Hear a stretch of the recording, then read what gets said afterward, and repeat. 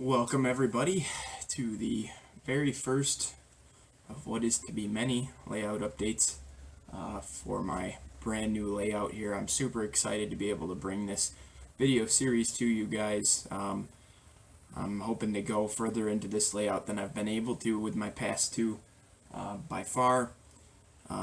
Just wanted to give you guys this little introduction, tell you what's going on, and then we'll show you the layout itself. So first of all, I wanted to just say that from now on, layout updates are going to be separated from project updates. For the time being, you may not see much in the project update section. It could be a little bit shorter just because I'm not going to be working on as many projects due to the fact that I'm actually building a layout. So you won't see as many of those, but should still be a good series to watch as well. But super excited, like I said before, to be able to bring you this project, or this layout, excuse me, update series that I hope you'll follow along with. And so yeah, let's get into the very first one. All right, guys. So here is the first of what is to be many looks at the layout itself. As you can see here, I've already got a lot done. I've been here about a month, and all that's left for bench work to build is going to be a section right here that's going to be another loop that goes around and then back over to the 4x8 you see there. Most of what you're seeing here is stuff that I already had built. I have the 3 2x4 modules that I had in my switching layout, and then I have the 4x8 that's from my original layout back home. The only difference with that is that I have I've resurfaced it with a solid piece of plywood instead of the particle board I was using before. So relatively similar to what I had before for the most part. I know you're seeing Easy Track and probably cringing, but not to worry, that's not going to be here very long for sure. That's just temporary. As soon as I got the bench work done and my track work, or my track plan, completely finalized, the Easy Track will be going away, and I'll be laying Code 83 Flex Track for pretty much everything. So here's like I said, this is just your look at what I have done bench work wise. Obviously, it wasn't too hard to do because most of it was already built.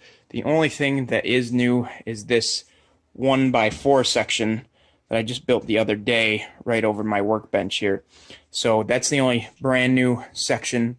Everything else was already existing, other than the top that was already on the 4x8 over there.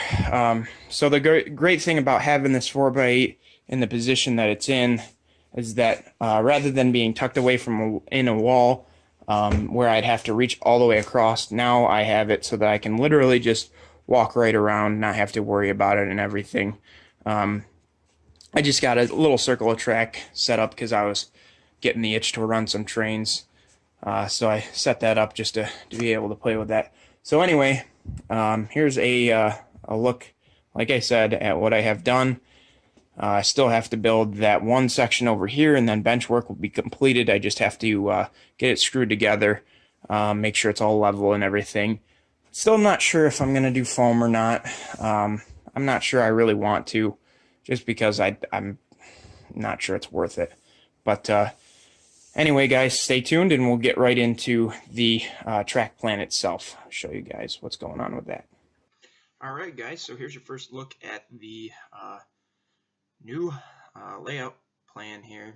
It's a little bit different than the one I discussed in 2 months ago's project update, but relatively the same for the most part. A few key differences, including that 1x4 section that I show you that I have built, as well as the lack of a incline and crossover over the top of the main lines cross over each other. That's not there any longer. Although that may make a comeback, I'm not super happy with the way this track plan looks as of now. We'll see what happens though. So, you know, the track plan is for the most part the same. If you look over towards the right-hand side, that's where the switching industries, or the main switching will occur. 2, maybe 3 industries in there. I'm not sure.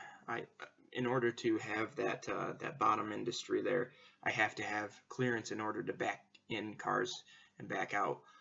So I'm not sure if I'll have another industry up at the top of that track or not. And then I also have towards the center there, right after the 1x4 piece, you'll see an additional industry right there as well. And then the other neat thing you'll see is the yard itself, which are the 2 continuous tracks and then the 3 stub end tracks there. I'm still not super happy with the way this yard looks, just because the 2 continuous tracks don't even look like they're a part of the yard, are, you know, completely different from the stub end tracks. But I think that's probably the best I'm going to be able to do. I did create the opportunity for clearance at both ends of the yard for switching purposes. At the bottom, you'll see that there's really yard lead down there / industrial lead going up to the switching areas. And then up at the top, the main line will technically go through the right-hand side of the switch, and that'll be the main line, giving as much clearance really as I could spare for switching purposes. I mean, it's not by any means a ton of room, but it's gonna have to work. Unfortunately, there's not space to, you know, have an absolutely massive yard on this layout and still make it look halfway decent. As for what I'm going to do in the bottom left-hand corner of this track plan, that's still kind of up in the air. I'm not sure. I might have another industry in there. Might just, you know, try to scenic it really well. Not entirely sure, like I said. So we'll see what happens with that. There are a couple areas you'll see where the track kind of goes off of the bench work. It won't be that way in real life.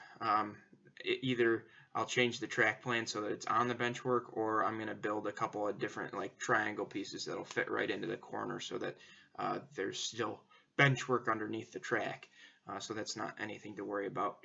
But yeah, I mean, that's the gist of it, guys. That's the entirety of the track plan as it sits right now. Like I said, it's not by any means permanent. It may end up changing. The turning radiuses on the bottom left-hand reverse loop, I guess you could call it, are 30 degrees, and then on the 4x8, the maximum I can really do and still safely run trains without them falling off the edge is 23. So they may end up at 23, they may end up at 22. I'm not sure yet. But anyway, guys, I hope you'll subscribe if you're new to my channel, so that you can follow along with this layout build. If not, I certainly appreciate you already being subscribed to my channel, and I hope you'll continue to follow along as we get into the meat of things here very shortly. Like I said, all that's got to be built now benchwork wise is the bottom left hand corner of this track plan, and then we'll start laying track, we'll start doing wiring, and see how far we get by the end of the summer. I'm excited to see that. So thanks for watching, guys. We'll see you next time.